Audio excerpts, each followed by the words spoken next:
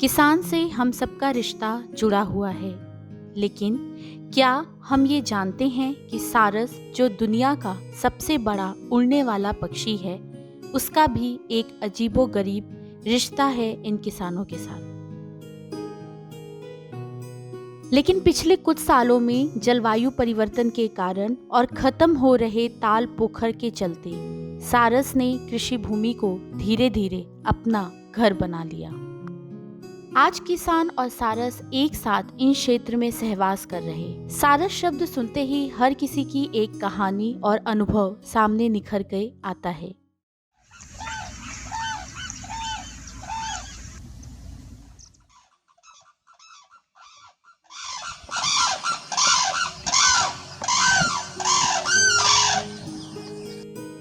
सारस जब हम लोग बचपन में गांव में रहते थे तो जहाँ उसको जड़हनिया कहा जाता था, तालाब होते थे, उसके आसपास में अक्सर जोड़ा उनका दिखता रहता था। बचपन में हम लोग उनके पीछे पीछे दौड़ते थे, उनके पास तक जाते थे। जैसे मनई बैठा बाटे ओत्ता सारस होती हंसा। सारस बड़ा होता है और मादी जो होता है उसकी चोंच भी छोटी होती है, उसका कद भी छोटा होता है, थोड़ा से हल्का से, और कुछ दुबलापन रहता है। और जो नर होता है वो बड़ा सा लगेगा, उसकी चोंच बहुत भारी लगेगी उससे, और खूब मोटा सा होता है, पत्थर भी बड़े होंगे उसके, सब चीज़ बड़ा होता है। एक घोंगी होती है, घोंगी नहीं घोंगी उसको टोट मार के खाती, फोड़ देती हूँ।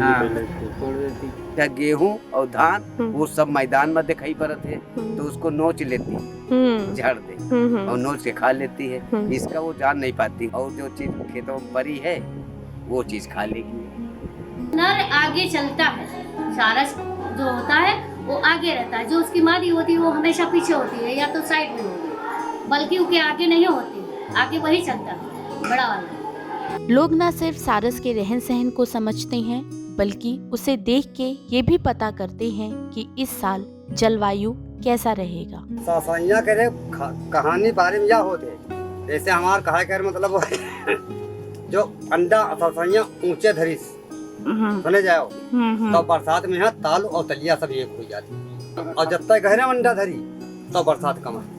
सारस से जुड़ी बहुत सी मान्यताएं लोग आज भी अपनाते हैं और निभाते भी हैं। लड़का जन्म नहीं सोए, अपने पर जो है फैला करके वही लड़के के ऊपर रख दे, कभी साया नहीं लग सकती थी लड़के के ऊपर, कभी साया तो हुई न करिए। सारस का हंस कहा गाँव में, तो हंस जो है जब बोलते हैं तो देहात में कहा थी अगवा पिछवा दोहाई रामचंद्र, तो हंस कोई मारता नहीं, उसको जो अगर खा लेगा तो फोड़ हो जाए, यही है देहात में परंपरा। देखिए, जब लोग बचपन में पढ़ा करते थे, हमारी माई और दादी ये बताया करती, जो सारस पक्षी अगर जिस गांव से अगर निकल जाता था तो उसमें जैसे कि आपदा कोई या फिर कोई महामारी का ये संकेत मानते थे। मान लिया ससैया नांग गए तो ऊपर लोटा में है जल ले लिया, जल और लब से ऊपर छिड़क दिया, आगे समझ पा। हमारे गांव में जब मंगलवार को निकलती है गांव के ऊपर सारस, तो पूजा कराने जाते हैं। एक तरफ जहां लोग हजारों तरह की मान्यताएं को निभाते हैं, वहीं दूसरी ओर खेतों में घोंसला लगाने के बाद भी सारस लोगों के दिलों में बसता है। वो ऐसे चोंच का अपने पखन में ऐसे छुपा लेती है, एक टाइम उठा लेती है, आराम से सोती है। वो किया करती, बहुत सुंदर लगती है वो चिड़िया, उसकी चोंच इतना दिल में छा गया। अब मन लगता है कि आंखों में छाया है, यही मन करता है मिल जाए तो गले से लगा ले।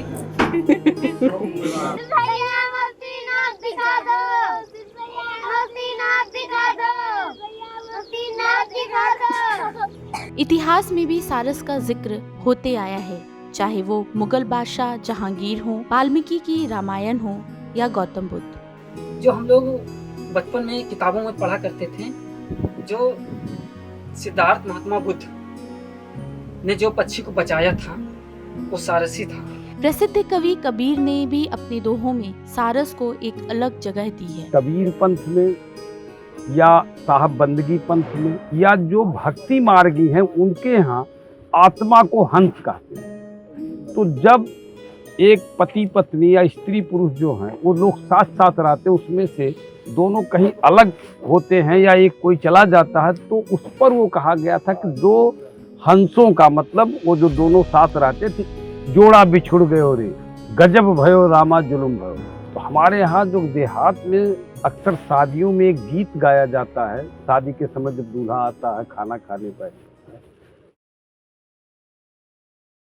मारे सरे सन बाण तलरिया में वो हंसा बोले, राम जी मारे लक्ष्मण जी मारे, मार दिए वीर हनुमान, तलरिया में वो हंसा बोले।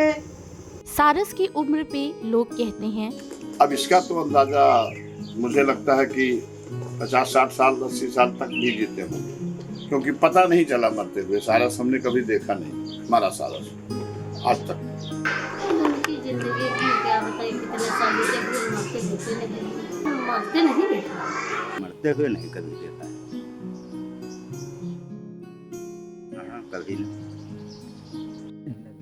क्या वाकई सारस कभी न मरने वाला पक्षी है और सारस और मनुष्य एक ही हैं? हम हंस हैं, पक्षी पंछी हैं।